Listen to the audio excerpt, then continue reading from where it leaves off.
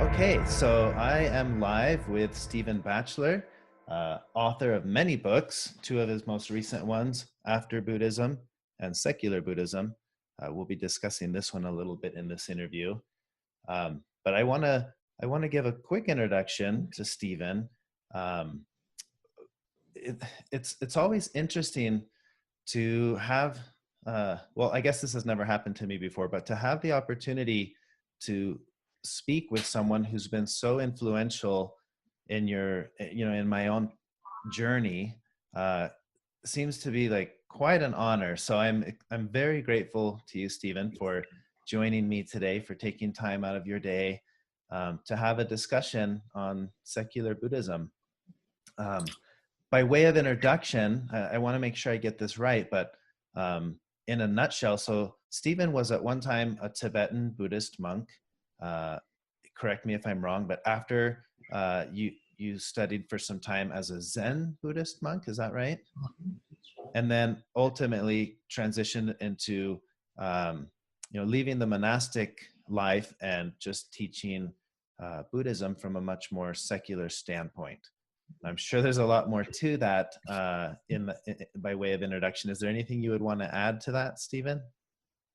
No, that's pretty good. I guess the only thing I might add is that I'm also very interested, since I left the monastic communities, my interest has really gone to what I call early Buddhism, to try to sort of get back to what the Buddha was doing before it became Buddhism.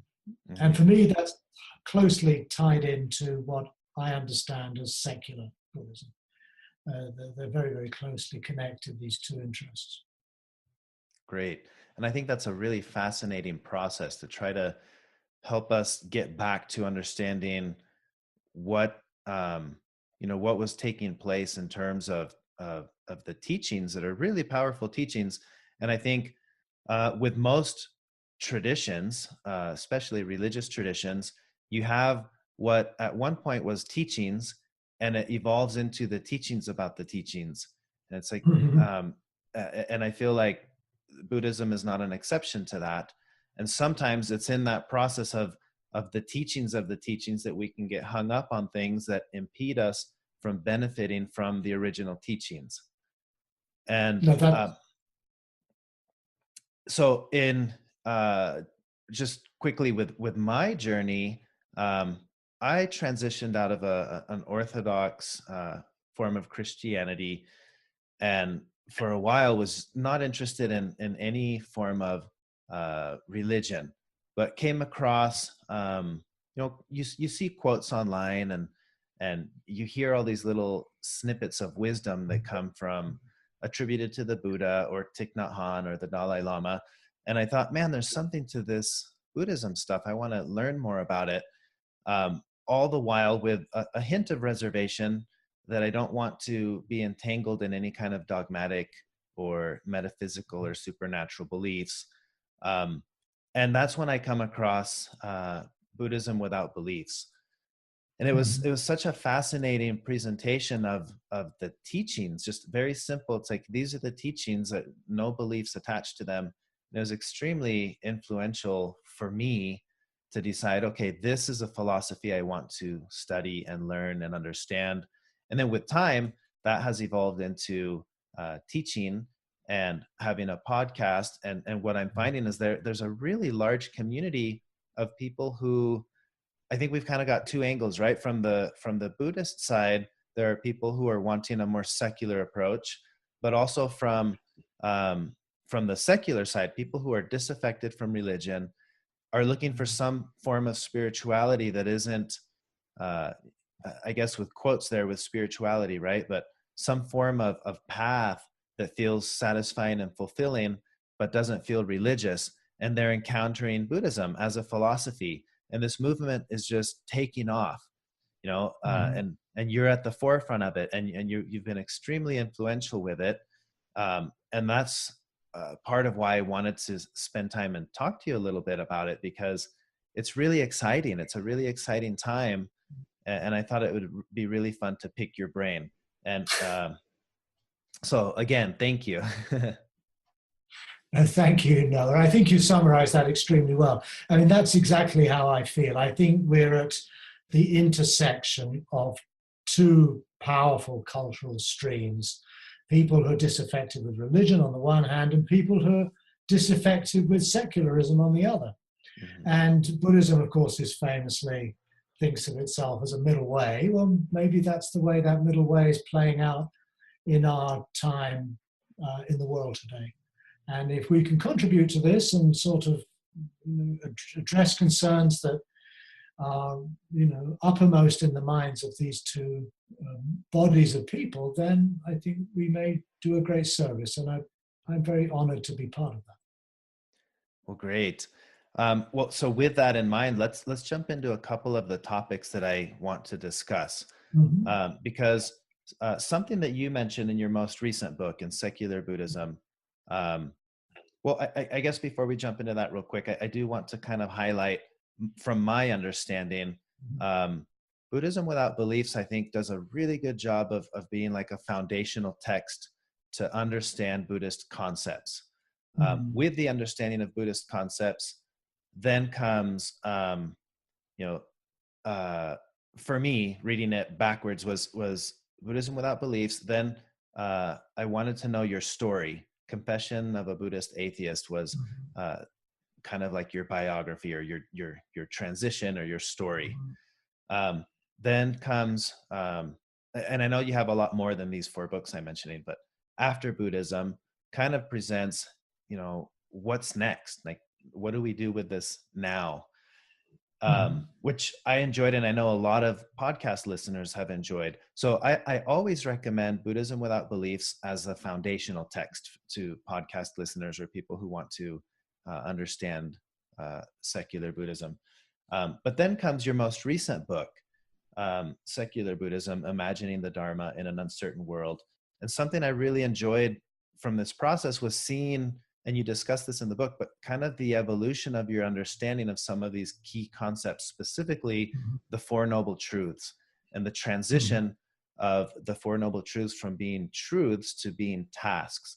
So talk to me a little bit about that process of that understanding and that transition, because I think it's a powerful shift in perspective to see it that way. Again, I think you summarized that very well. As the author of books, it's very difficult to have a perspective in which I can look at them from the outside, as it were. And I see my books really as, in a way, the way in which I share my journey with others. And I see each book as a kind of a way station on a journey that is far from over. And it does clearly describe a trajectory. And you're quite right, probably the key idea in all of my work over the last 40 years has been in the rethinking of the doctrine of the Four Noble Truths. The Four Noble Truths is quite self-evidently the foundational teaching of what we think of as traditional Buddhism. There's no Buddhist school that would somehow sideline this. It's clearly the kind of the paradigm or the template out of which traditional Buddhism has been based and developed. I first started having questions about this while I was still a Tibetan Buddhist monk. This would have been 30 odd years ago. And I remember we were studying a fairly obscure Tibetan text on philosophy, I think it was. And there I came across this idea of these 4 tasks. They didn't describe them as tasks as such, but it made it very clear that the person who realizes these 4 truths has effectively done 4 things. They have embraced or fully understood dukkha, or suffering. They let go of certain reactive patterns or graspings. They experience the stopping of those patterns, and they have cultivated and developed a way of life in the world. And that was in a Tibetan text. It was not that the Tibetans were actually teaching that as their main thing, but there it was. And for some reason, that really jumped off the page for me. It is, I've not heard this before. I never heard of it again in the Tibetan tradition or other traditions really, and yet it's there. And as I found out later, it's right at the conclusion of the Buddha's first discourse, or what's considered to be the Buddha's first discourse. So clearly, this idea that the Four Truths are to be enacted in a way that actually has a transformative effect on one's life was there from the very beginning, from the very outset. And I've always found it very strange that something that is presented as the conclusion of the Buddha's first discourse is never further developed. In any of the Orthodox traditions, you'll find little, if anything, on these four tasks, as I now call them. Mm-hmm.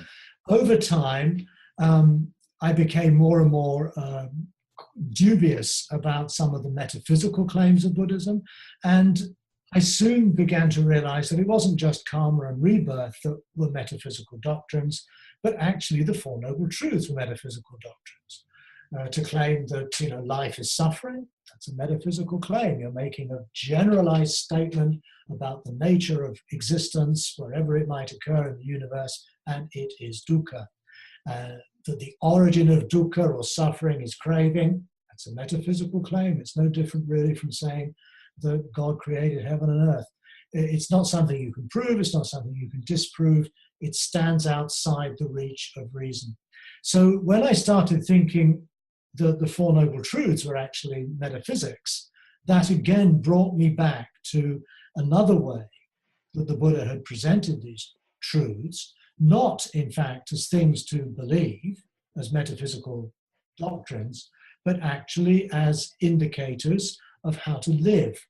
In other words, I feel quite passionately actually that the Dharma started out as a pragmatic, therapeutic way of life, primarily concerned with ethics in the wider sense of how do we become the kind of people we aspire to be? How do we lead a good life? How do we flourish as human persons and human societies here on earth? These are ethical questions, and my sense is that the Buddha was an ethicist through and through. Ethics is not just part of the path. The path is ethical in its very nature. The whole of the Eightfold Path is really a way of life. It's an ethos, it's an ethic. And so the next step in this process was when I was reading the letters of a British monk called Jnanavira Thera, Harold Musson, who was a bhikkhu in Sri Lanka during the 1950s. And I came across his collected letters really by chance. They were in a bookshelf in a retreat center I was teaching at. And I was completely taken with this man's ideas. And he was the one who actually coined the word, the four tasks. He presented the Four Noble Truths as what he calls the optimal task for a human person's performance, or something like that. And that really nailed that point to me in a very final way. And that became the basis for my own working out of these truths as tasks in a much more detailed way than Jnanavira ever got around to doing. And it provided for me a whole other template, a whole other paradigm in which we can practice the Dharma that you can't consider to be something that's been invented in the 20th century and dreamed up by some later commentary or tradition.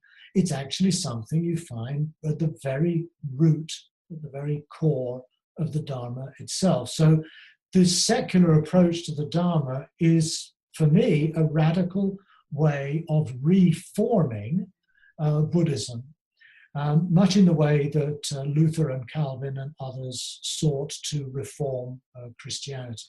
Mm-hmm. And I do think we are at a time where Buddhism, if it is to really survive as a force for good, a force for wisdom, for compassion in our world, it has to rethink its fundamental ideas in a very radical way. And this may be hard as it is what I'm trying to do. Hmm. Well, I love that, and I love what you mentioned in your book, how as a living tradition, you're more interested in the ongoing dialogue and not arriving at a final conclusion.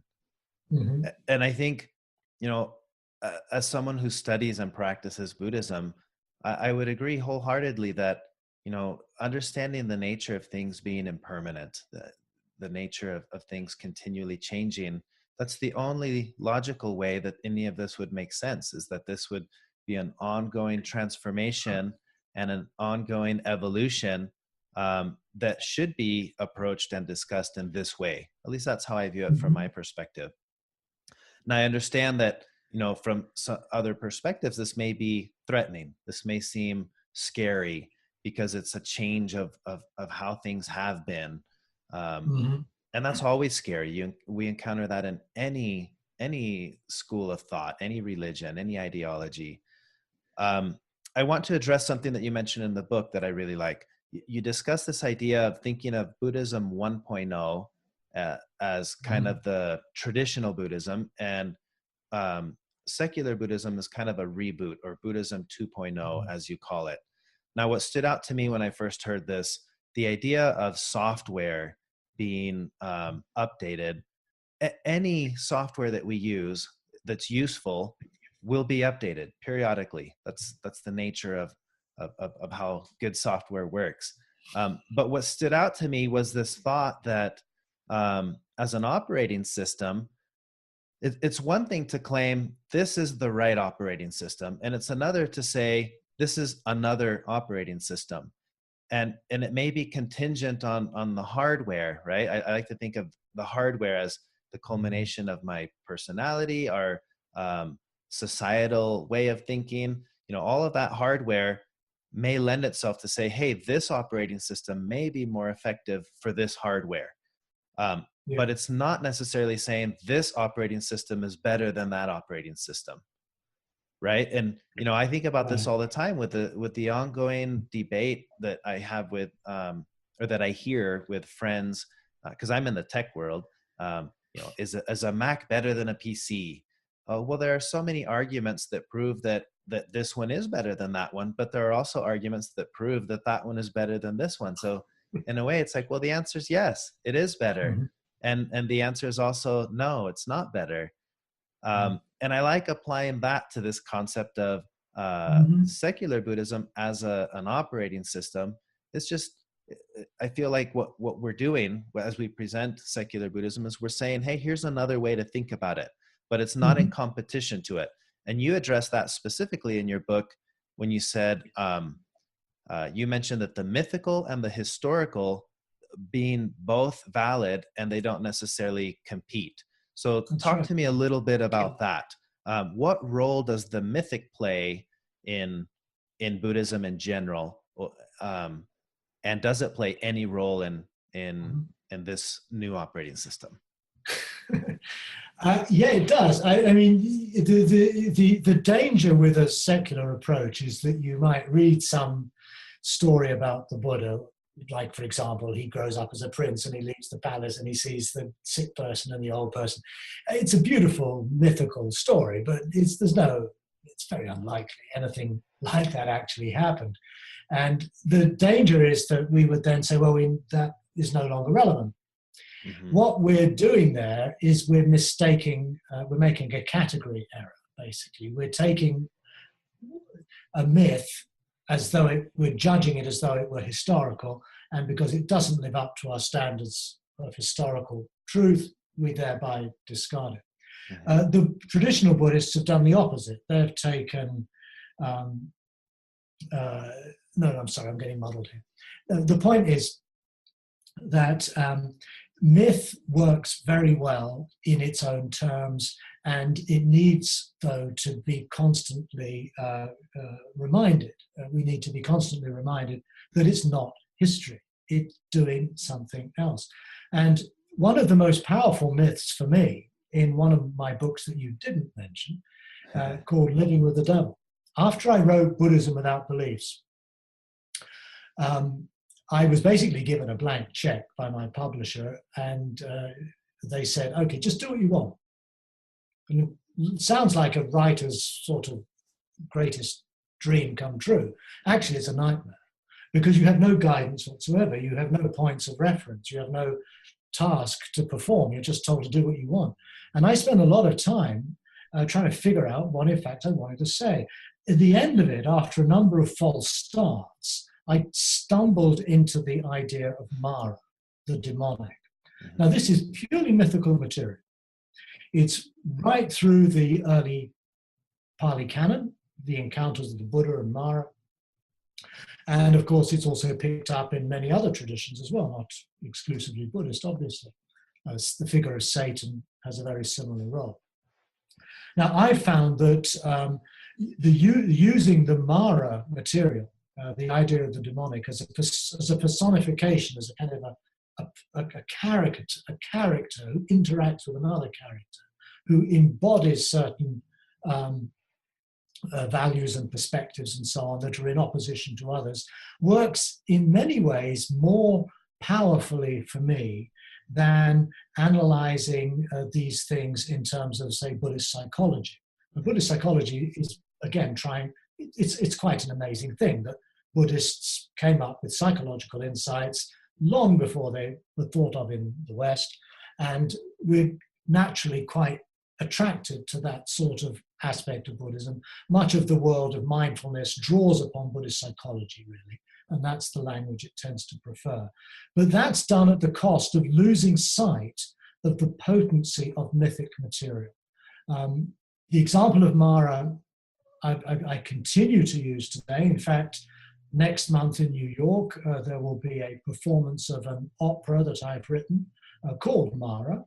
I've spent a few years now writing a libretto, which tells the story of Buddha and Mara through two acts that are sung by a soprano, a baritone, and a tenor. The music has been composed by my friend Sherry Woods, and we're going to have a performance in the Rubin Museum, October 18 and 20 in New York City. If you're interested, tickets are now available.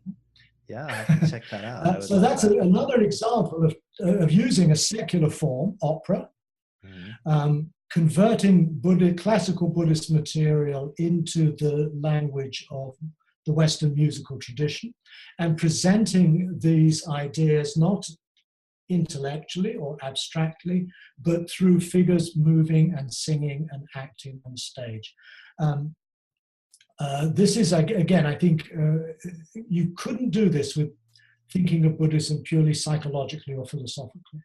So that, to me, is probably the best example of how we'd be very careful not to dispense with mythology because it doesn't meet our criterion of historical or psychological accuracy. It allows us to engage with this material through the imagination. And that, for me, is, again, a very, very important part of my practice. It's the cultivation and the incorporation of the creative and the imaginative into my practice. And in fact, in the book Secular Buddhism, the last section is all about the arts, which I feel is hopefully a way in which the secular movement within Buddhism will start to take more and more interest in finding new forms of expressing the Dharma and bringing it into our lives in quite non-traditional ways. Cool. I love that. I'd like to get your thoughts on this. So from my perspective, I kind of see it like the secular Buddhist movement that's emerging. I wouldn't want it to replace the traditional Buddhist movement or anything else. I kind of view it like, the concept of love languages, the idea that some people express something that is so universal like love very differently. For some people, their key love language is words of affirmation. For others, it's physical touch, or whatever their love language is, it works for them. I've come to understand that secular Buddhism for me is like another spiritual language. It's a language that works for me. That's why I enjoy it. And I like teaching these concepts from a secular lens and practicing them from a secular approach.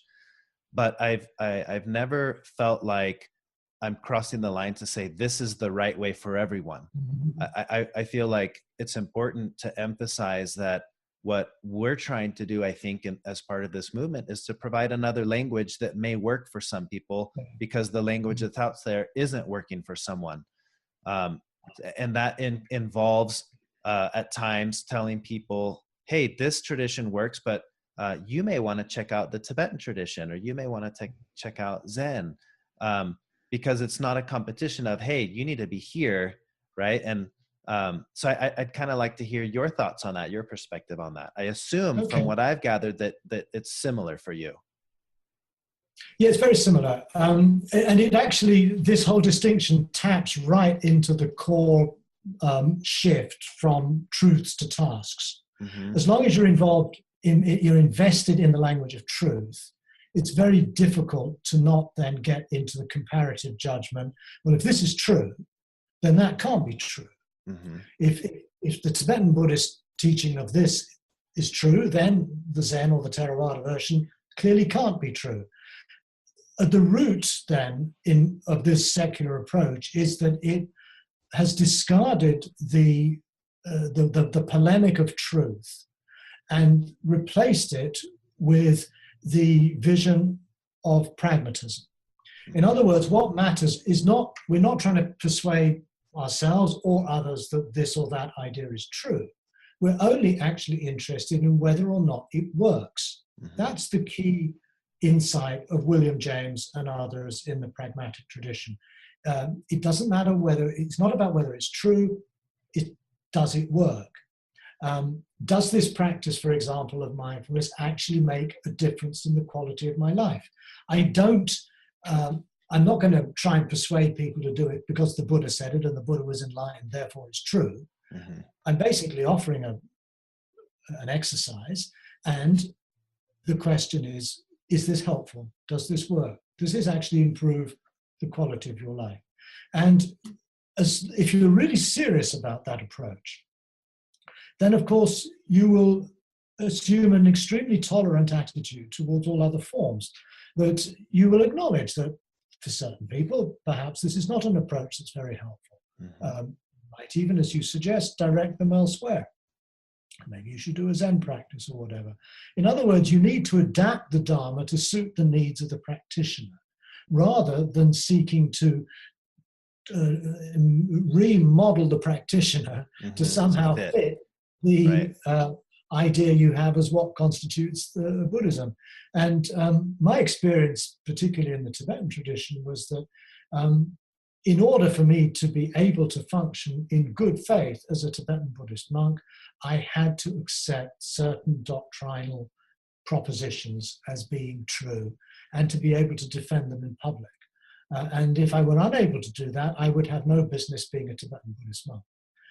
And that's one of the reasons I could not really work within that environment. There were other issues as well we don't need to go into. But the point is, a secular approach is effectively a tolerant approach. And this has been brought forth quite strongly in recent writings and speeches by the Dalai Lama. The Dalai Lama is also using the word secular a lot.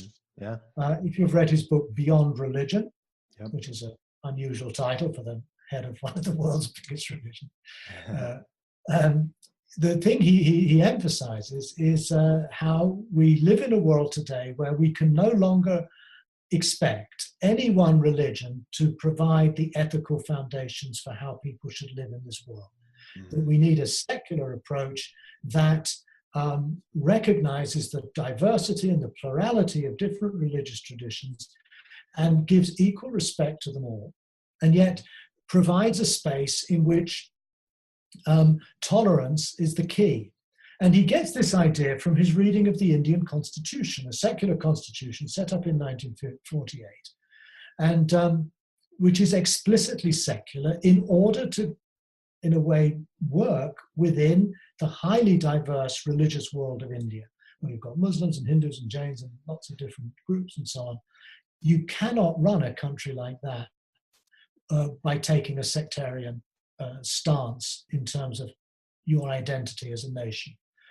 So the secular vision is not just about putting religion to one side or even rejecting religion, as it's often understood. It's actually about having an open and tolerant attitude that is able to accept them all.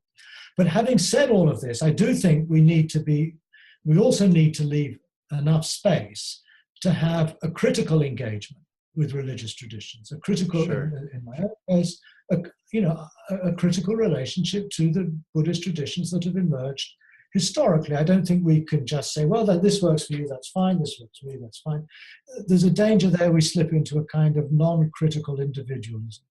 And I do think we need somehow to find a balance between, on the one hand, tolerance and respect, and on the other hand, a willingness to look clearly and critically on the basis of empirical evidence, historical research, archaeology, and so on, to try to get to a much clearer sense of how these traditions evolved, and to be able to be quite open and frank with our concerns about where they might be, maybe going off in directions that are even contradicting their own principles or whatever it might be. So there's a balance between criticism and respect need to go hand in hand.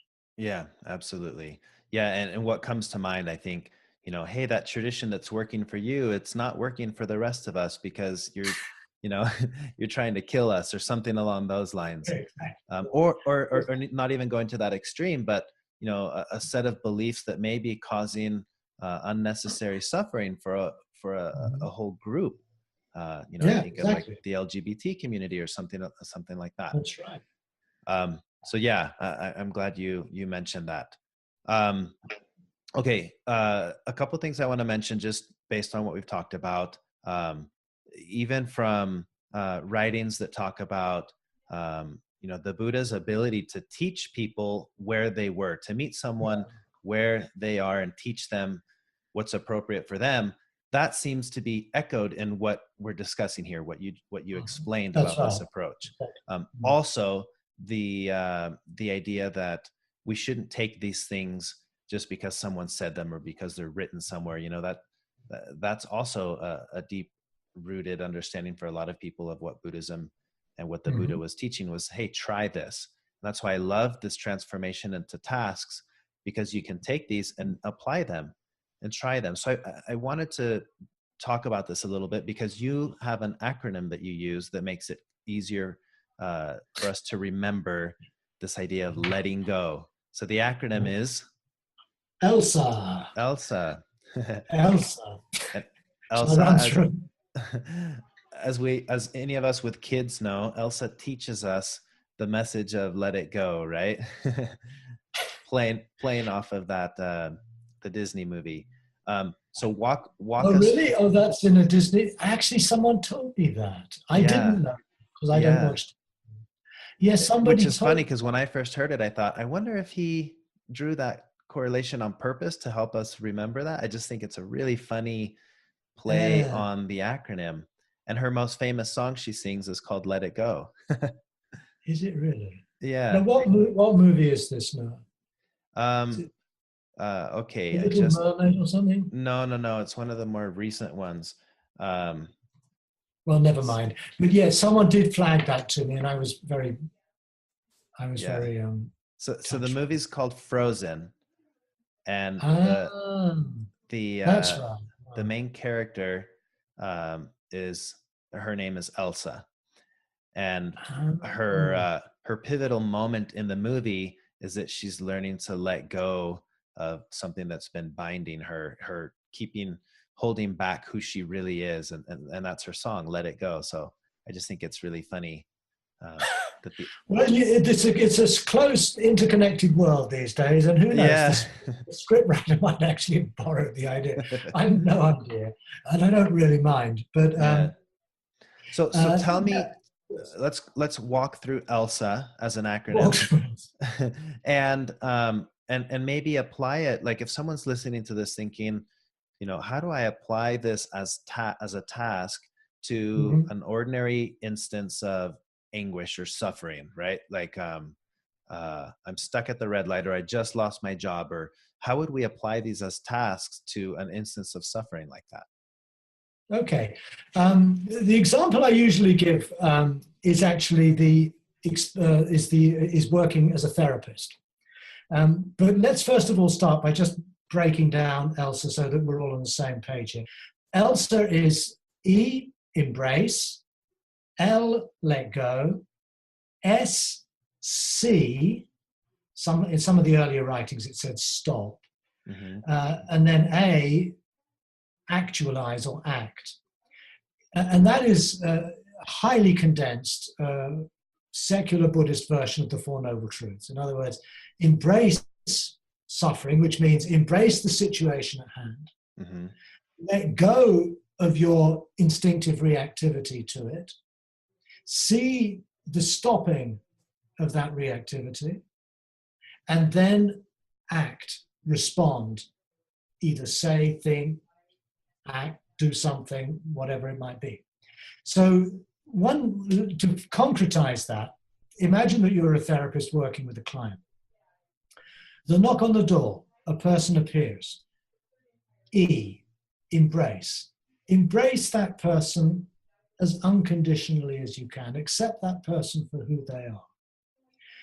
Read the face, what they're saying to you through their eyes, through their expressions, through their body language. Be totally open to that. L, let go of the reactions that arise in your mind. Now, if you're a heterosexual male, and it's a beautiful young woman, you'll experience desire. You'll experience saying, she's nice, or whatever. Notice that, be totally with it, don't condemn it, but let it go. Don't buy into it. Just see that is the natural, completely ordinary response of one organism to another. It's okay. There's absolutely nothing wrong with reactivity.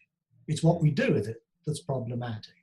So the second step is let go of that reactive pattern, or it might be a client that you really have a great deal of difficulty with on some personal level, and you experience resistance, dislike, frustration.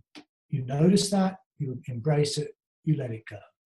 And that allows you to come to settle into that non-reactive, mindful attention that you're trying to sustain as this person walks into your room.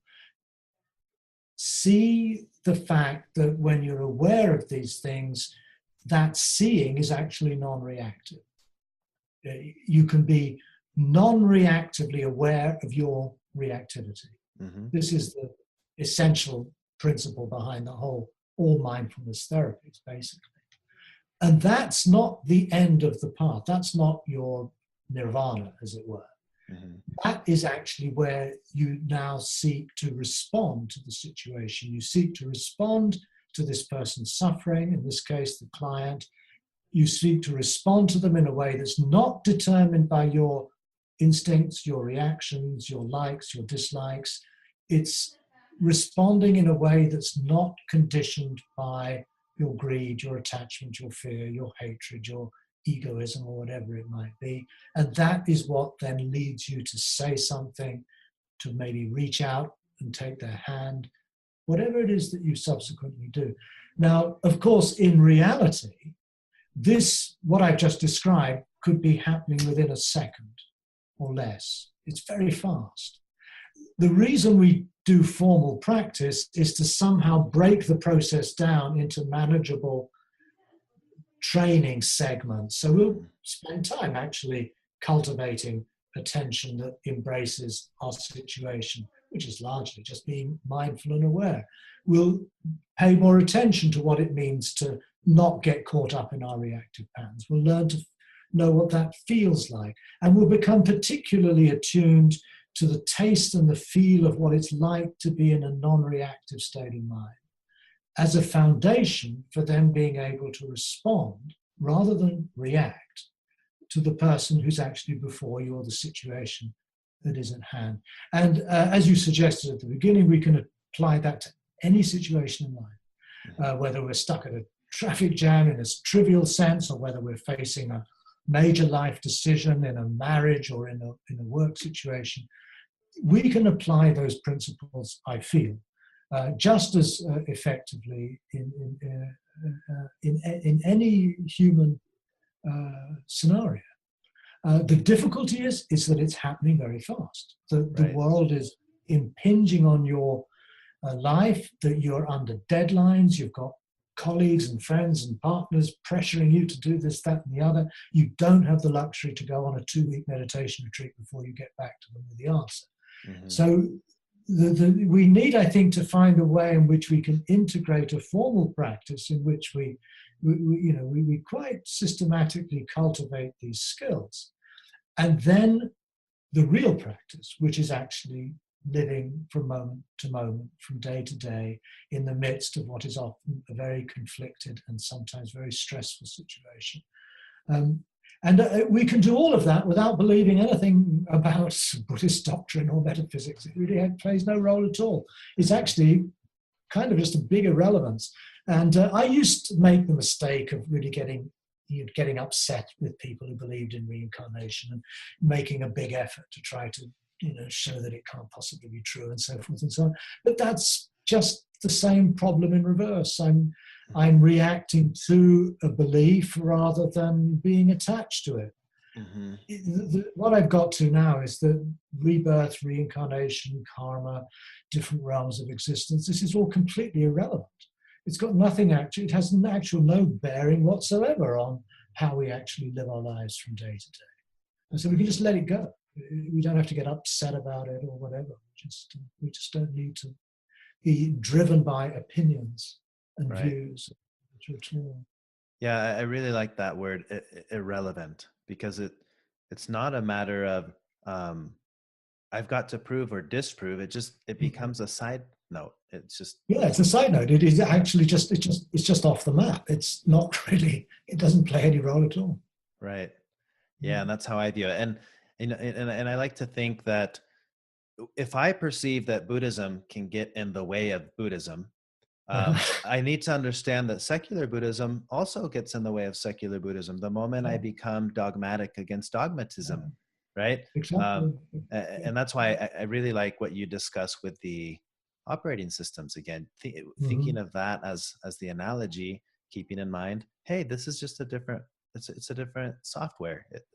It works differently, and it works well for me, but at the same time, I recognize I haven't tried every operating system, and I can't, right? There are so many ways of trying to make sense of the universe, and this one happened to work pretty well for me, and I'm content here.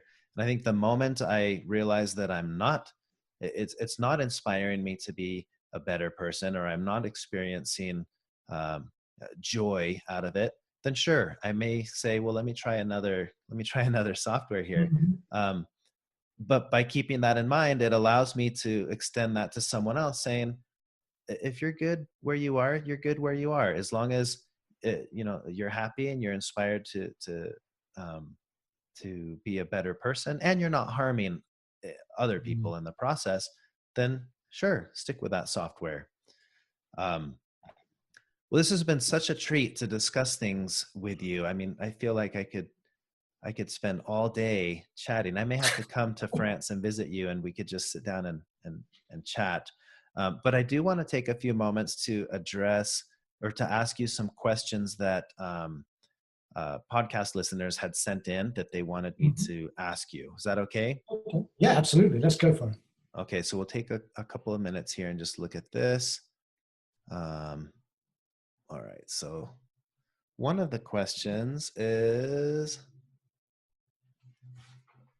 okay, how important is meditation practice in secular Buddhism? And if so, like what types are best? So talk to me a little bit about your approach with that. Okay, no, that's a very good question. And I've got a sort of a both-and answer to this one, I'm afraid. On the one hand, I would quite categorically affirm that meditation practice is pretty useful.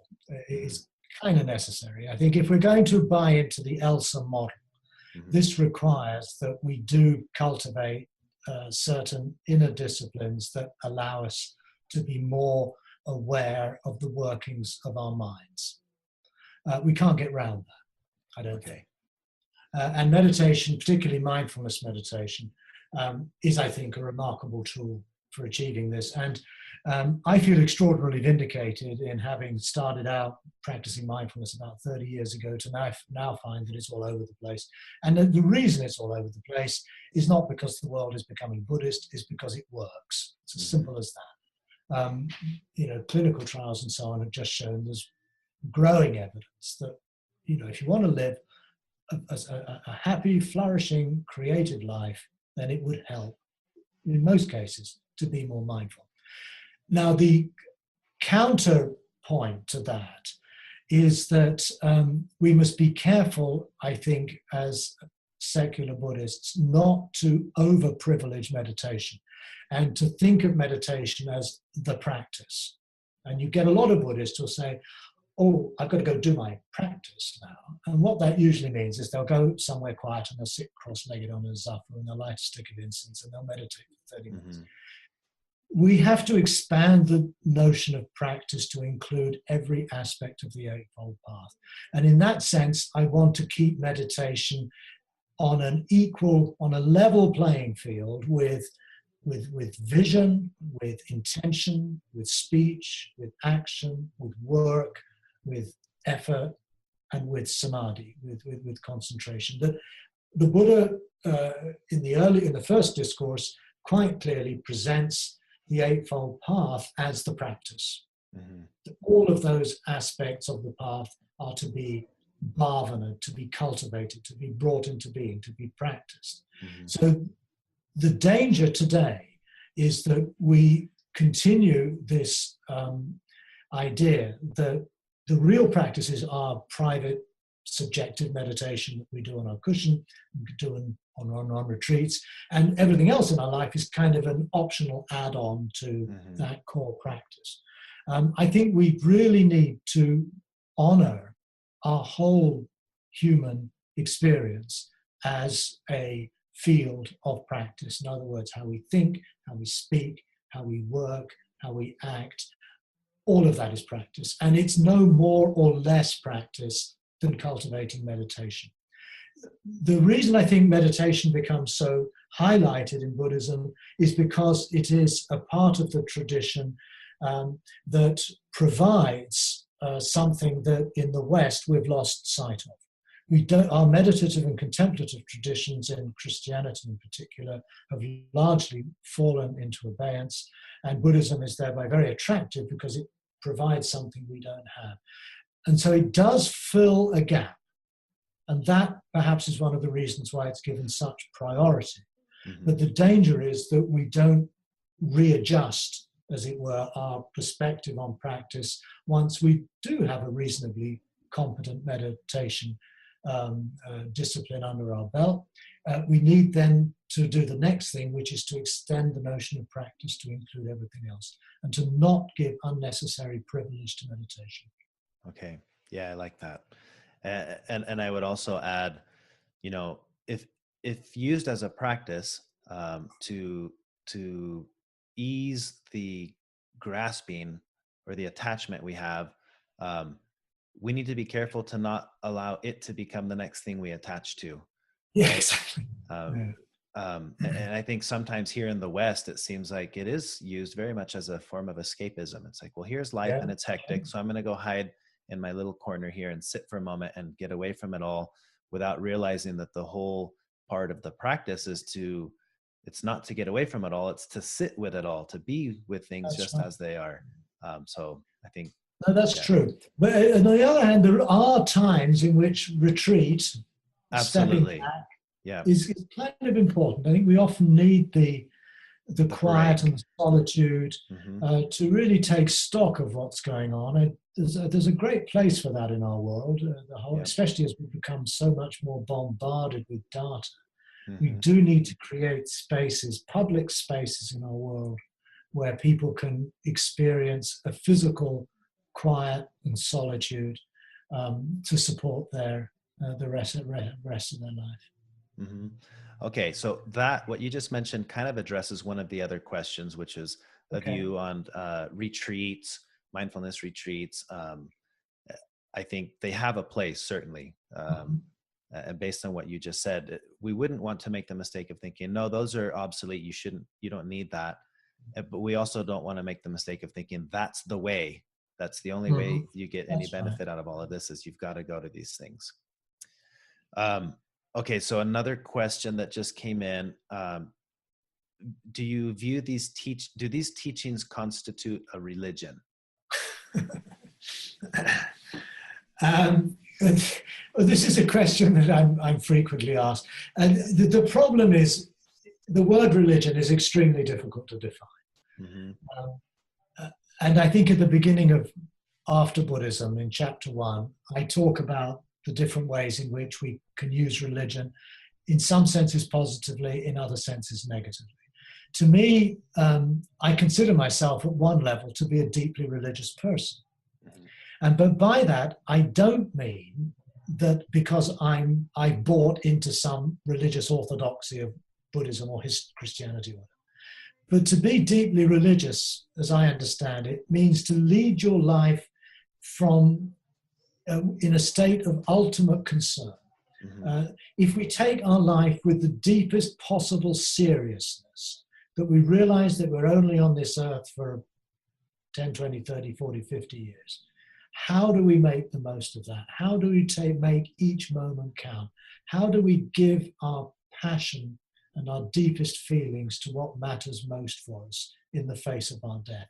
That, to me, is the core of the religious feeling, the religious impulse. And I think the traditional religions acknowledge that. But very often, what happens is that the more that one gets drawn into an orthodox religion, Buddhist or other, the potency of our ultimate concern becomes slowly sort of eaten away. And we become more and more preoccupied with defending our beliefs or defending our institutions and somehow preserving a sacred teaching or organization or whatever it might be. And that's where religion, I think, starts to become less desirable. And then it becomes very often about joining a club, feeling superior to other people, having privileged access to the truth, all of that kind of stuff, all of the wars of religion, all of the disputes between the Catholics and the Protestants, the Muslims and the Jews and the Hindus and so on. That's where religion really goes out the window as far as I'm concerned. So can we therefore somehow recover the core that unites all people who are deeply committed to the values of being human, in whatever form that might take, and be less preoccupied with the outward structures and teachings and doctrines that the particular historical religions have come up with? So I'm not giving you a yes or no answer. Yeah, which is very Buddhist. I like that. I really like that explanation.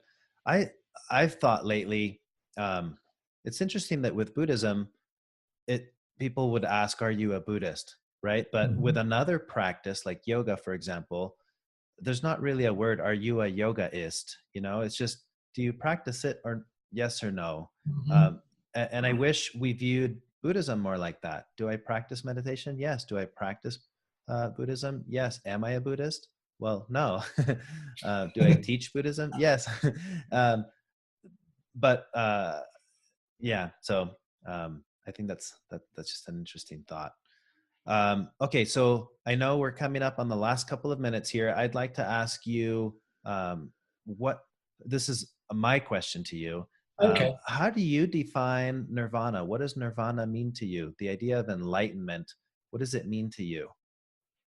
Well, for a start, for me, Nirvana and enlightenment are not equivalent at all. Okay. Nirvana just means literally blowing out or stopping. And I go back to one of the earliest phrases in the Pali suttas, the discourses, where the Buddha says that nirvana is clearly visible, immediate, inviting, uplifting, and personally experienced by the wise. He says that about the Dharma. He says that about nirvana. Nirvana is clearly visible. In my understanding, nirvana, therefore, is every moment in which you rest in a non-reactive state of mind. The classic definition of nirvana, which again we find in the suttas, this is not later commentarial material. The Buddha says nirvana is the stopping of greed, the stopping of hatred, the stopping of delusion. Now that's usually taken to mean the complete and final stopping of all those things. Mm-hmm. I don't read it that way. I read it that every moment in your experience as a human being, you find yourself in a still, quiet, open, responsive frame of mind. You are tasting nirvana. You're tasting a mind that is not governed by your attachments, your fears, your hatreds, your opinions. That is nirvana.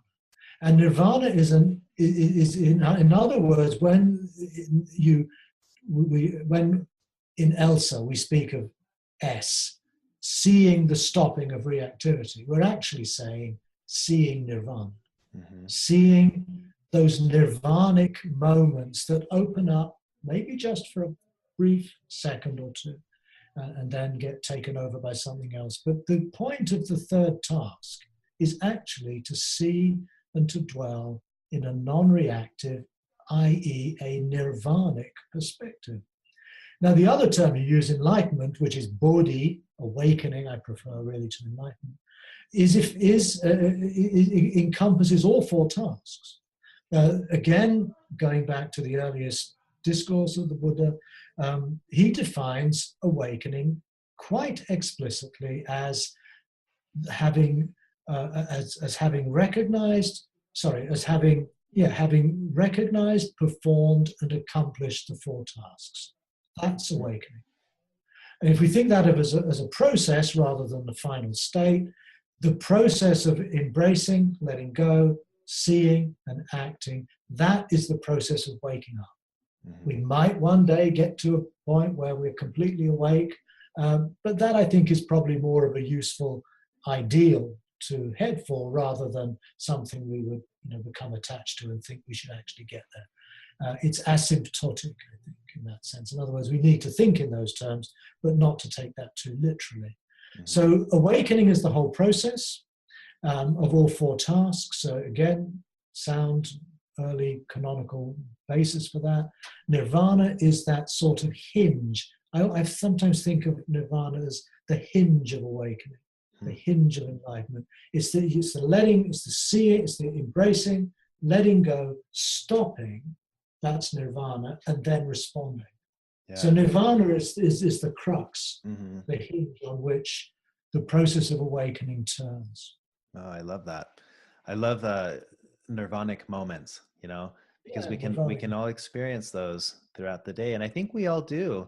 And then we conceptualize it, and now we're looking for our concept, and then we're not seeing it, and yet it's there all along. And I love with awakening as a way of being rather than a destination. It's like then you realize the process is that you're always getting it, but you never get it. That's right. And the moment you think you get it, you didn't get it because the point was that you're getting it, not that you get it. Yeah, it's gone. Yeah, I love that. Okay, well, it's 10:33 here, so I know you've got your duties that you. I have my kitchen duties now. Yeah. I'm afraid, as a secular Buddhist, I have to go now help prepare my evening meal for my wife and my mother-in-law. Okay. Well, I just want to say thank you. It's been so enjoyable to spend this time talking to you on multiple perspectives, because discussing this is a topic that I'm passionate about. That's why I have the podcast and stuff. But also just as a fan and as someone who has deep gratitude for your work, for the effort that you've put into presenting the ideas the way that you've presented them, has, I know, changed my life, which I know has directly affected many, many lives for the better, to have more joy and more contentment and peace in life. And for that, I am extremely grateful to you. And I think it's really neat that I get to express that to you in person, someone, someone who's affected me in so many ways. And here I get to thank you. It's really neat, a neat moment for me. So thank you very much.